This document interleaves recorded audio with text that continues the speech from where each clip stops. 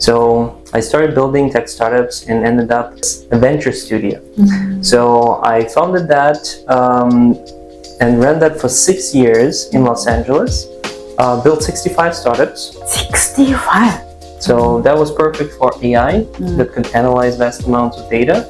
And we had 1,300 data scientists that joined us to build this tool in just 2 weeks. What? Okay, let's get started. Let's go. Yay! Hello, Artur. Artur. Yep. My pronunciation is okay? But in America, it's Artur. I see. Yeah. Which is it? Do you feel like friendly or comfy? Well, I adjusted to Artur. Artur. Yeah. Okay, so please tell us your name and what you do in San Francisco. Right. My name is Artur Kiulian. Serial entrepreneur. Used to be an AI engineer. Still consider myself AI engineer.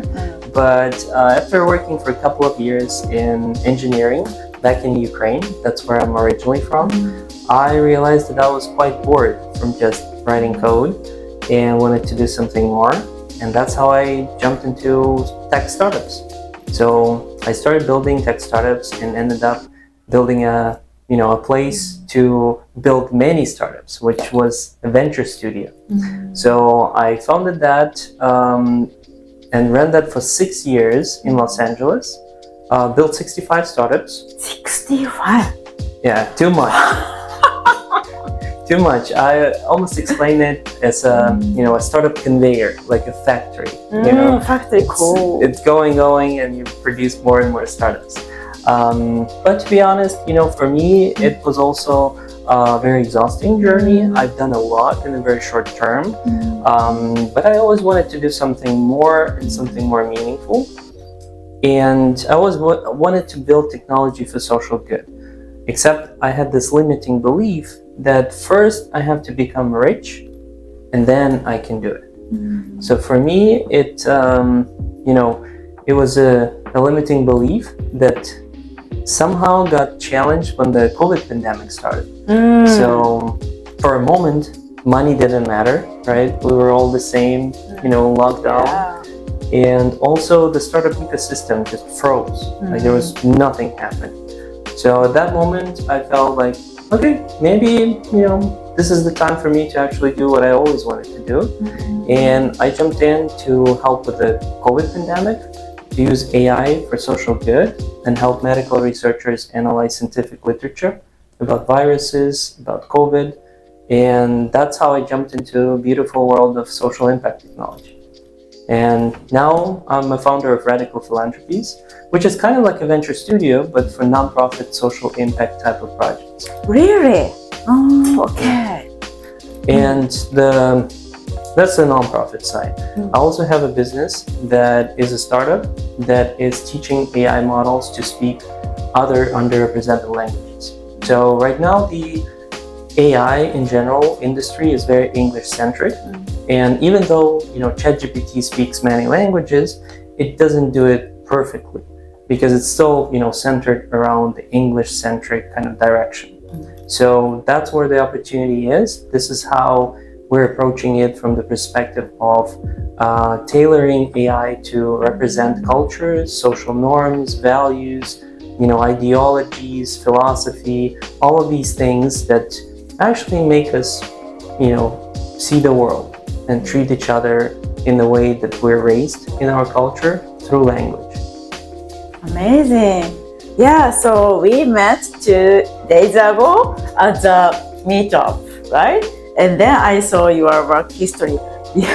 Artur has already like 3 startups. Wow. And then I couldn't stop ask him. And then so your passion is helping people who has positive energy and then want to make their startups. And then during COVID, you wanted to help like society, like social good. And then so immediately you create a startup to help researcher in the COVID. You said, oh really? Amazing. It was a situation where there were too many research papers. There was 100,000 papers related to viruses, and researchers needed to really fast, have a really fast way to digest that and analyze it to learn something with the new data that was coming in from the COVID response. So that was perfect for AI that could analyze vast amounts of data. And we had 1,300 data scientists that joined us to build this tool in just 2 weeks. What? Many questions. So how did you find 300 researchers? 1,300. 1,300? Yeah, 1,300. Did you use like LinkedIn or Facebook? Hey, I'm looking for. The first day I started posting on social media, like Facebook groups of AI, LinkedIn, and somehow people started to respond immediately. Oh, cool. And I was like, oh wow, that's cool. So I connected with Anton, my partner in all of these, crazy social impact projects. Okay, Anton. Yeah, and we had a nice discussion, and then I ideated how to approach this problem, and he's also from Ukraine, so we kind of connected, and then we go to sleep. We wake up, and there's already 100 people in our Slack. Only one night. Yeah. Wow, And really? we're like, what is happening? Amazing. Who are these people? Yeah. From the only states or all over? From all over the world. Cool. Yeah. So that was an amazing experience, just seeing that we can attract people from all over the world and everyone wants to help. And yeah, that was cool. Amazing. Okay, so this company or project is already finished. Only like a pandemic time. Yeah. We built, some tools, AI-powered literature review tools, and that was, contributed back into the medical community. And yeah, after probably 8 months, we closed that project, but it developed into our future initiatives. Amazing. Okay, so you said like 8 months you finished. So maybe at the time when you closed the project already. We could get vaccination. That's why I finished.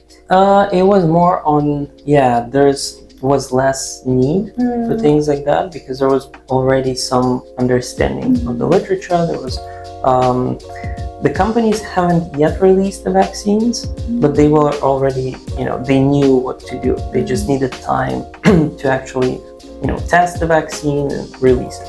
I see, amazing. And then, so after closing this project, did you get some insight or tip to create your next project or business? Yeah, so for me, that was actually how I came up with the idea of this venture studio for social impact projects, because I saw how hard it was to start these kinds of projects.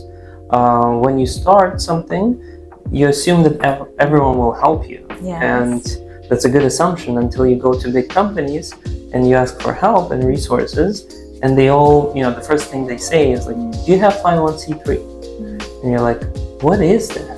And how do I get it? And it's the actual status that, US government gives you that indicates that you're nonprofit and officially designates that.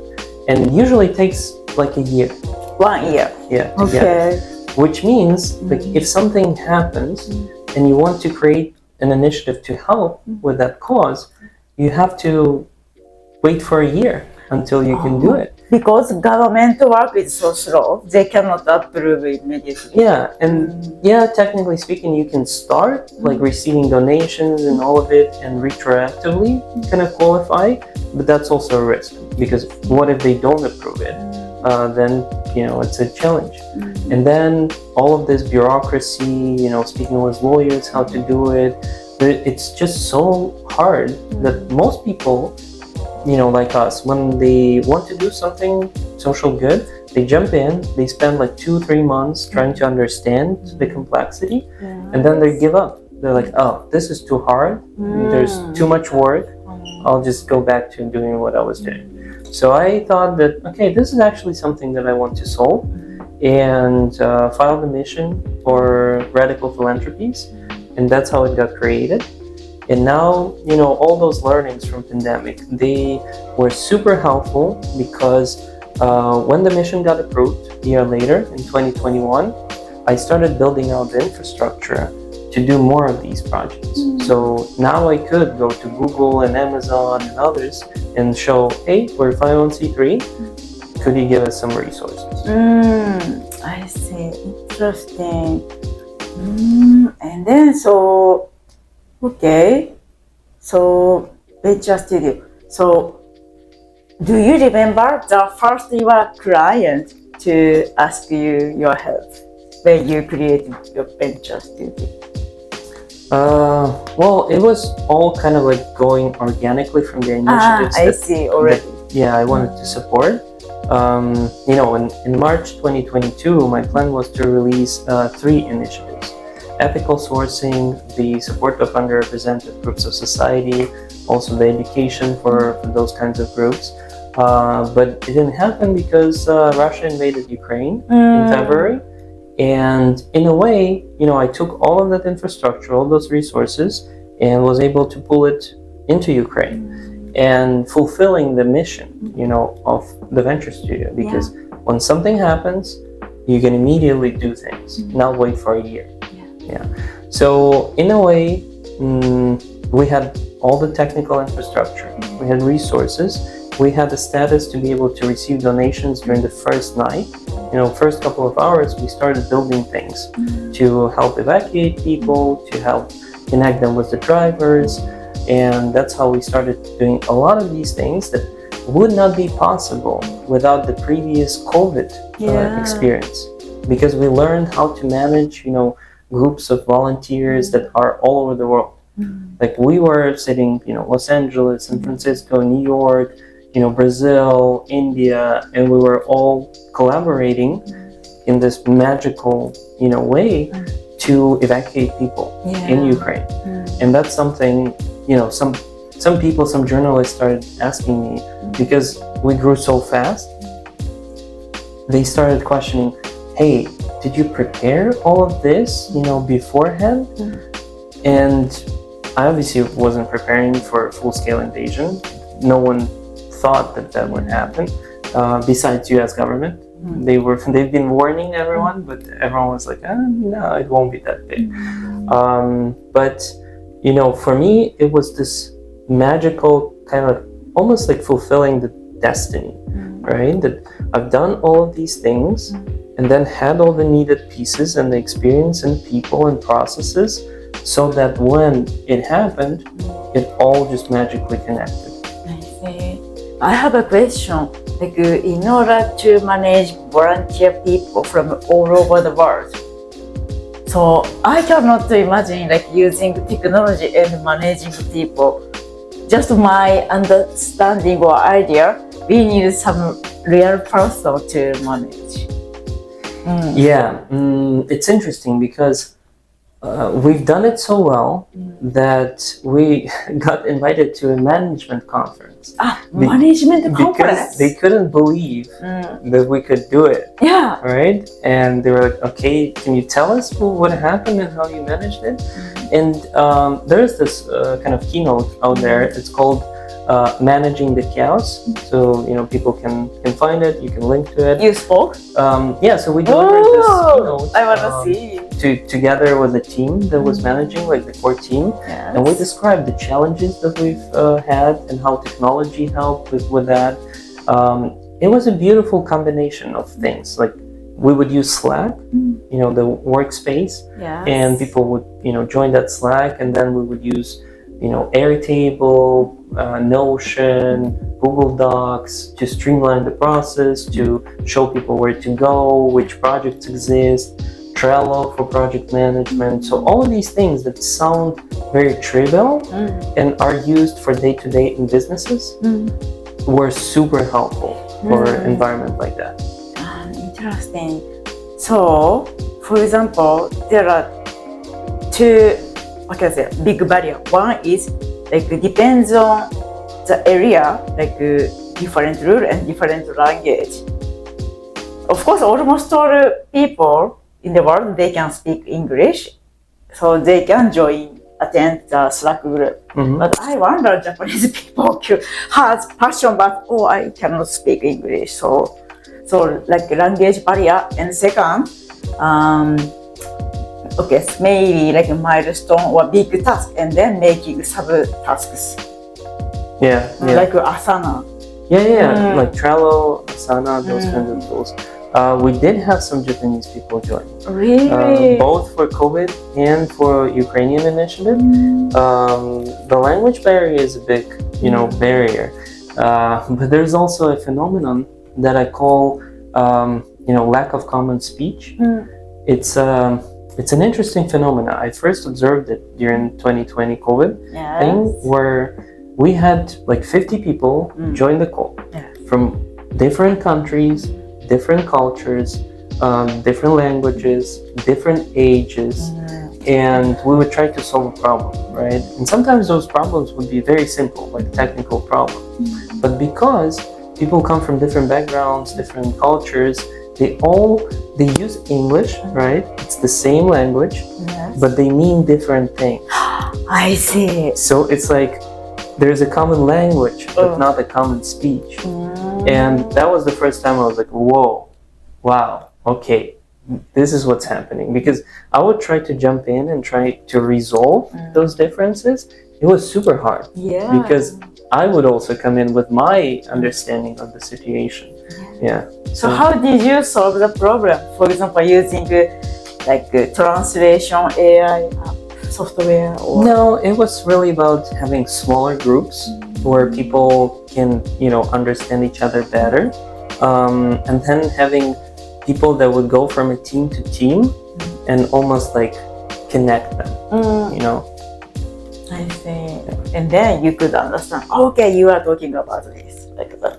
Yeah. Oh, interesting. And then Artur, so speaking of language, your passion is like language using AI, right? Yeah. Could you please tell us about this?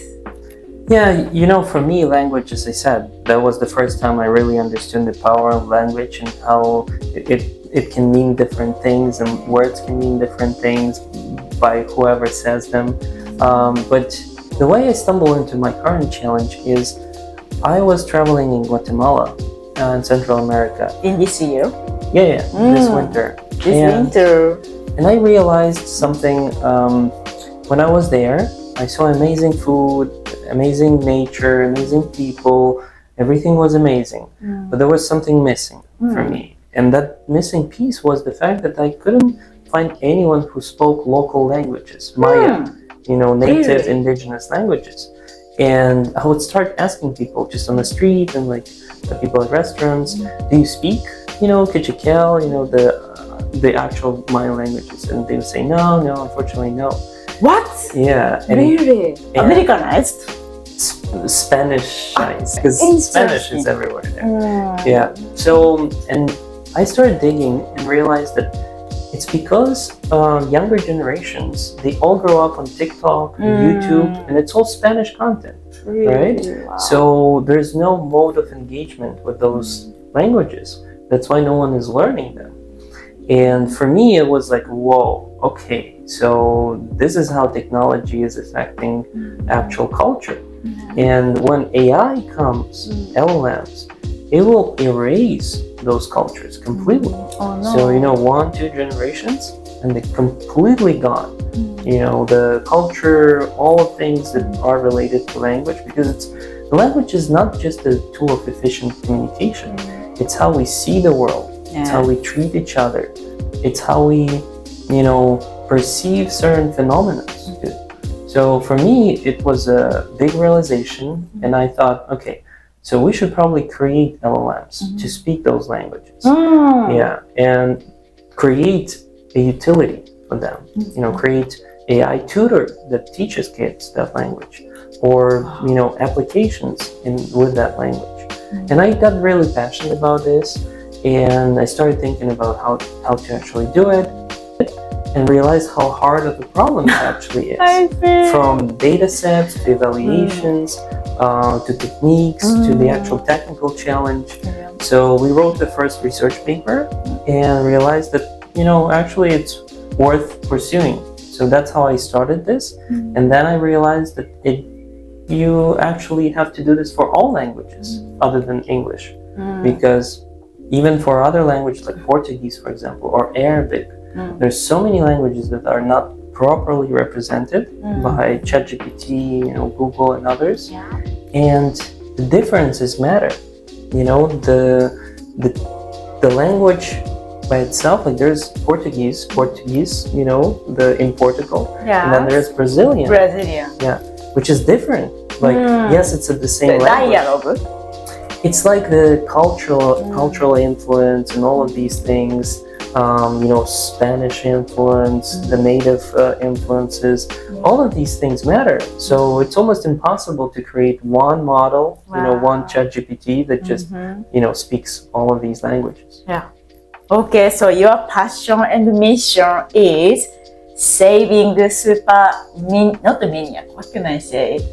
Not a major, kind of minor language, and then protect Americanized or like from a major language.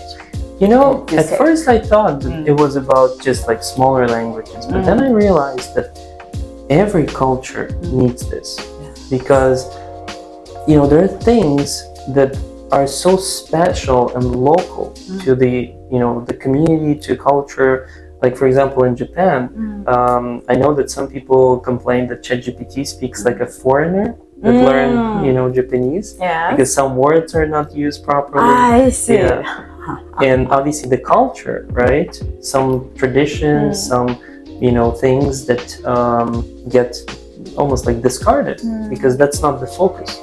So that's why I believe, my mission is to enable it for any language. Yeah. Amazing.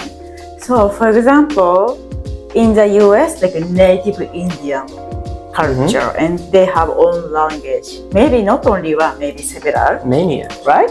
And then actually Japan also, like super north of Japan, this is Hokkaido, almost close to Russia, and there is a kind of a native, not the Native American, but like native people. Indigenous. Yeah. We called Ainu people, and then they have a super own language, but due to TV show or media, they are losing on their culture and language.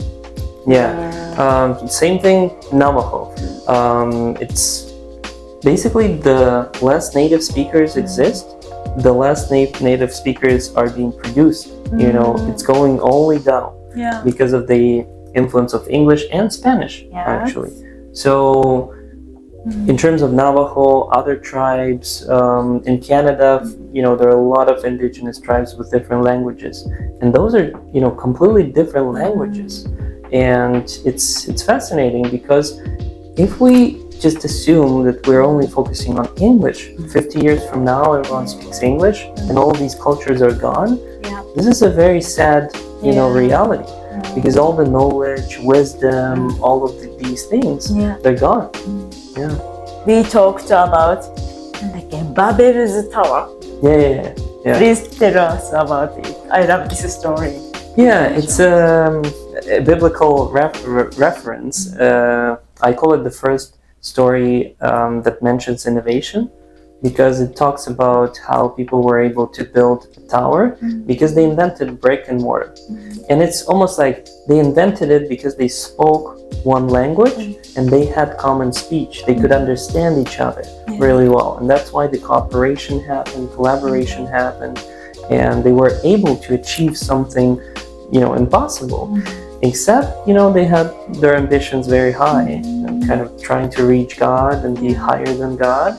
And that's why, it didn't work out. And everyone, when the tower was destroyed, everyone just spread around the world, speaking different languages and not having common speech. Yeah, so that's kind of the world that we're living in. Yeah. And then you mentioned, but thanks to this tragedy, people could start their own culture, right? Yeah, philosophically speaking, I think, the way that different cultures were born is because we ended up living in different places, right? So different things affected us, different way of living. Nordic countries, it's really cold there. Yeah. So they had to be, adapted to that. Or in Africa, it's really warm there. Yeah. But also they have different kind of, animals, different kind of attitude towards nature.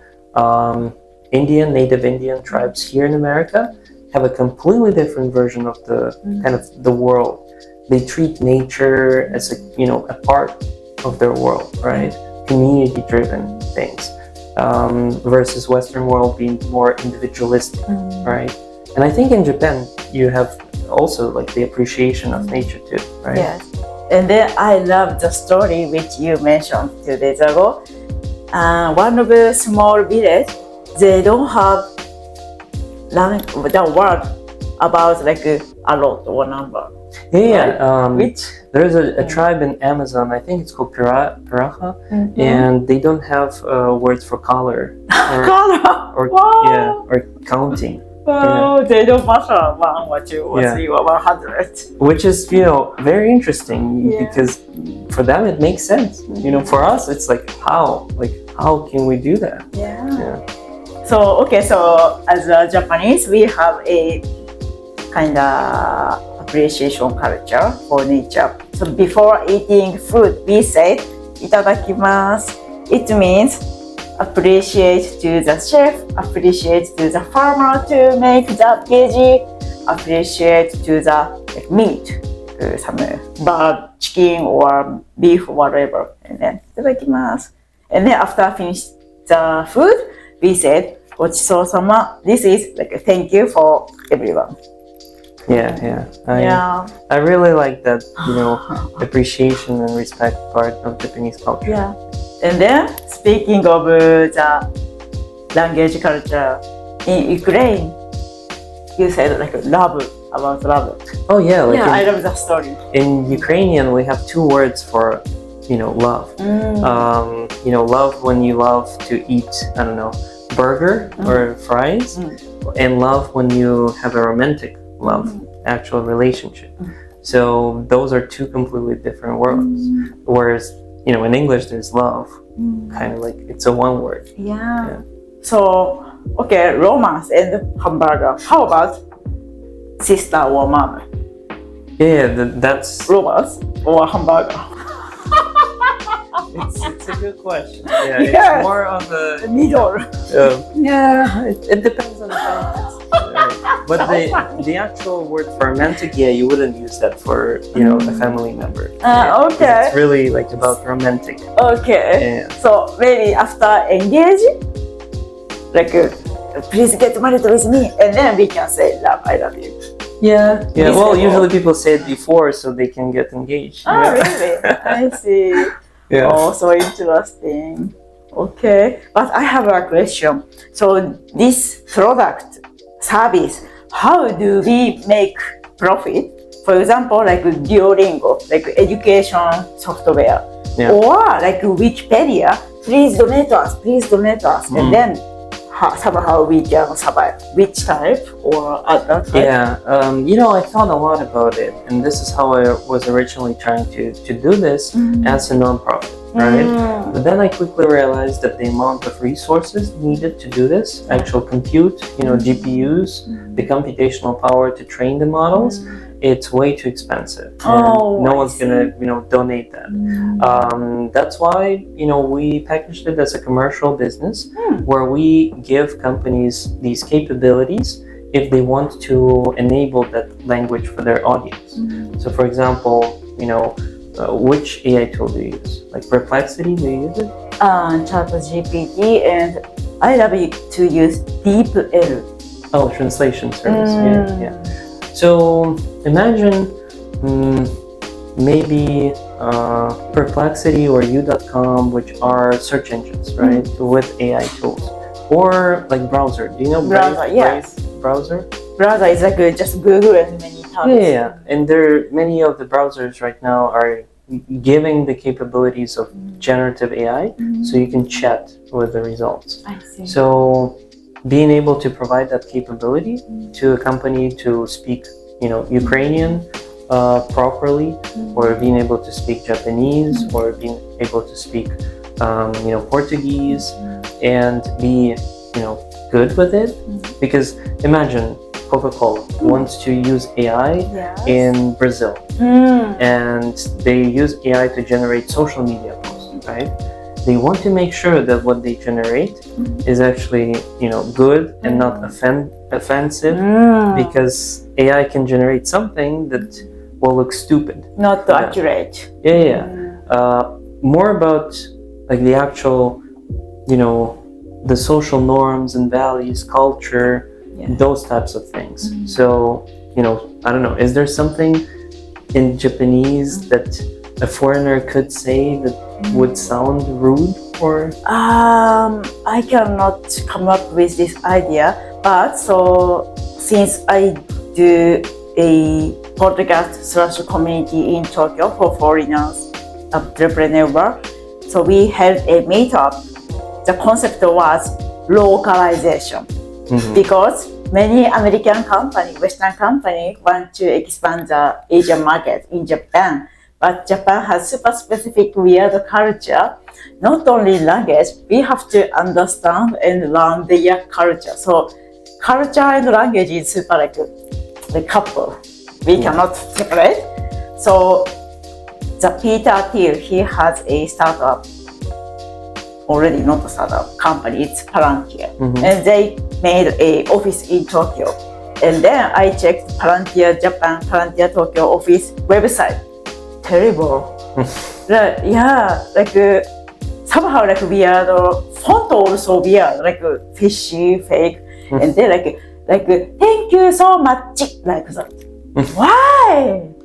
Maybe they don't want to hire local UX designer. So in terms of localization, user interview for local people, and then fixing UX, and then testing is so important. UX writing. Exactly. Say, right?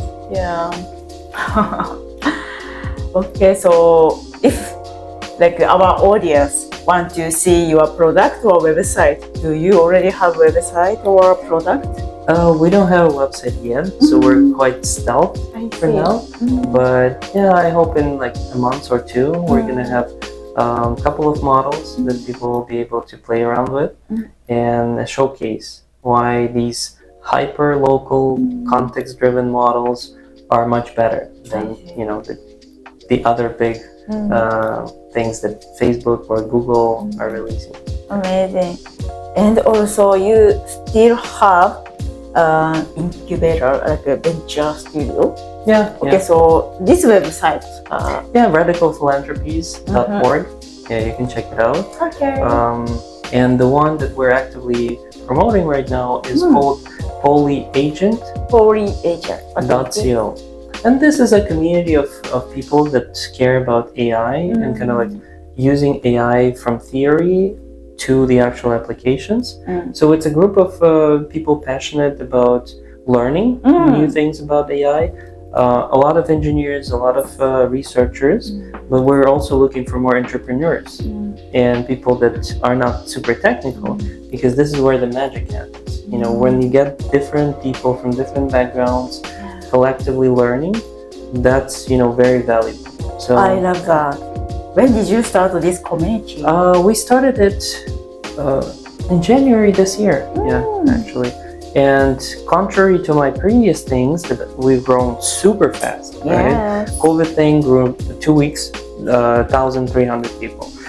Ukraine now community, less than a month, 5,000 people. So super fast. And I learned that it's actually not sustainable.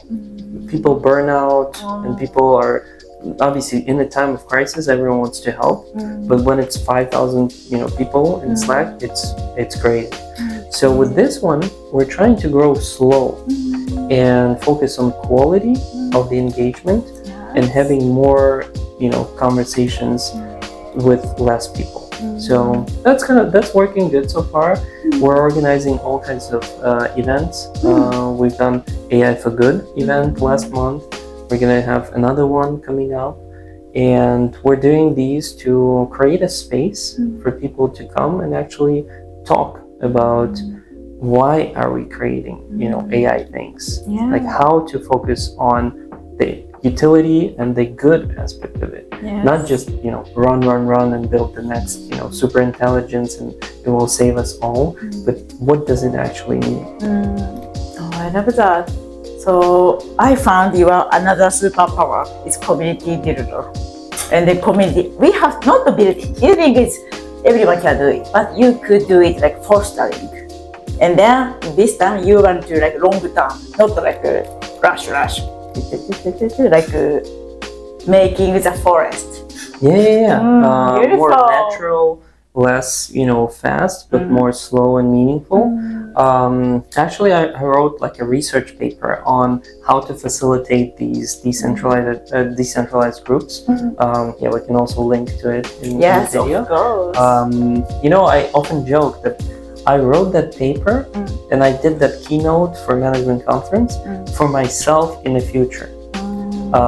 And what I mean by that is we as humans, we live through the experience, then we forget, and only some things are left. But I decided to write that paper and actually document what I've learned.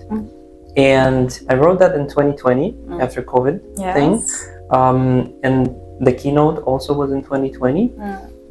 And then when Ukrainian initiative got started, I opened those links and I refreshed my memory. Kind of like, oh, okay, this is what we've done, this worked. Okay, almost like a recipe, Wow, recipe! Yeah. Yes. Recipe for community building and like crisis response. And it worked exactly in the same recipes. And also, I was able to give those to people that joined and couldn't understand what was happening. Because people would join, see thousands of people, and they would be like, what is happening? Like, this is madness, crazy. Yeah. And then I would send the link and they would read it, they would watch the keynote, and they would be, okay, it makes sense. I still don't understand, but at least I've read something that explains that it can work. So I'm gonna, participate and see. Amazing. Like, so you mentioned as a community, there are many people who has same positive energy and passion, want to solve one problem, right? Yeah. And then they have different aspects and different superpower, like cross-functional. Yeah. Amazing. And then using people's superpower, we can solve this problem. Amazing. Or learning together. So great. Yeah, we can do a lot of things with people. I always say that the magic is in the individual. And it's basically about how do we equip those individuals with tools and infrastructure to do amazing things. I see. Cool. Okay, so last question. Tell us about your dream in 5 years, in 10 years, about your career and your private. No, I think my dream would be to actually see AI being not just English centric in 5 years from now, because sadly this is how things are done right now. So professionally, I strive to have an impact there and to make sure that AI speaks at least 100 different languages and hopefully more. Yeah. So that's professionally. Personally, that's even trickier, but I would love to be at a place where I can spend more time in the nature. Living in a big city is exciting to get things done, but I would like to live in the nature. I see. And then you want to study how to make good tom yum. Oh, I already make good. Nice. But I would love to learn more. Cooking From local grandma people in Thailand. Traveling and learning these local cultures, it gives you the actual appreciation and different worldview. As I was traveling Central America, I visited Guatemala, Salvador, Nicaragua, Costa Rica, Panama, and all of them have different perspectives on life. Some of it is similar because it's the similar region, but some of them are different. And that's the beauty of life. Yeah. We should not lose that. Last question. Did you learn some specific Japanese word when did you travel in Japan? Yeah, I was in Japan. I learned some Japanese words. I forgot, them all with the exception of one. And it's sumimasen. It's perfect. Yeah. Like por favore. Kind of, Kind of. Because I used it a lot in supermarkets when I was Really? trying to find something. Sumimasen. Yeah, sumimasen, and it worked. Yeah, I was that foreigner guy who was saying sumimasen. Good to know. Okay, Artur, thank you so much for your amazing wisdom today. Thank you. Yeah. Appreciate it. But I cannot wait to interview you again. Again, in 5 years? No? No, even this week or next week or. Oh, wow. Yeah. Okay, well, not that much will happen too. Yes, but like bang out your story or. More stories, yeah, I've got some Right? stories. Yeah, let's do it. Awesome. All right. Thank you. Bye bye.